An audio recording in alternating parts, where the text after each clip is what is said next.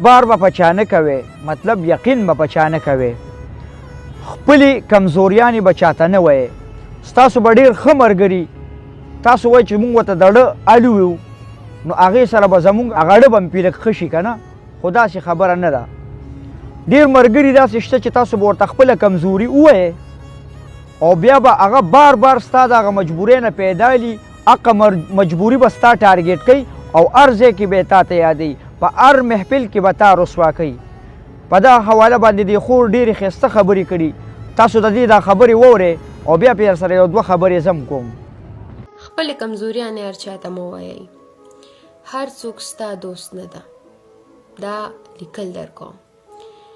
ته چې کله یو انسان خپل دوست وګڼې او ته به فکر کوې چې دا انسان به ما سره ټول عمر وي، هغه به هم درته وایي چې زه به سره ټول عمر یم، زه به در سره په هره سخته کې ولاړ یم. داسې خلک مې کتلي دي په خدای.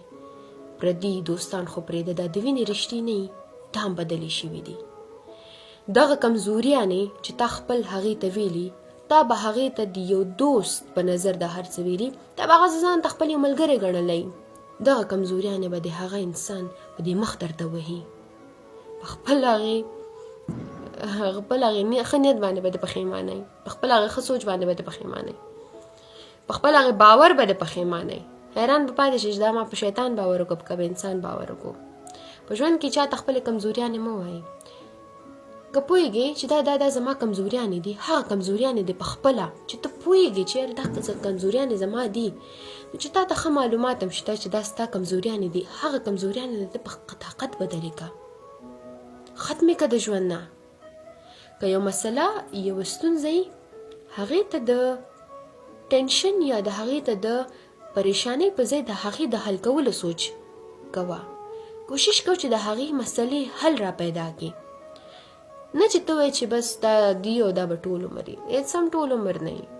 ژوند روان وي، که خوشحالي مې تېرېږي، که غم مې تېرېږي، که پرابلمس، که مسلې ستونزې هغه هم تېرېږي.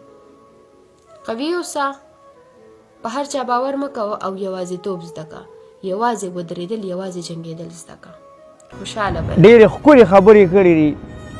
که تاسو اوس د دې د سبق اخلئ نو سبق هم ترې اخیستی شئ، که نه ده بس دا ویډیو هسې سکیپ کوئ نو بیا هم ستاسو خوښه ده. یقین او باور کم انسان ډېر کوي چې کم صادقه وي، په اړه باندې صفا وي. او نن سبا زمونږ په معاشره کې ډېر صادقان خلک شته چې هغوی ډېر زر په انسان باندې یقین کوي. کله چې تاسو فریاد کوئ یو کس ته، یو انسان ته فریاد کوئ، د هغې په ځای الله ته وکړئ. الله پاک په ستاسو هغه مسله هم حل کړي او ستاسو د اړه نه به هغه بوج هم کوشي. ویډیو شیر کړئ او لایک یې کړئ. ډېره مهرباني. په لوی الهام سپارم. د الله په امان.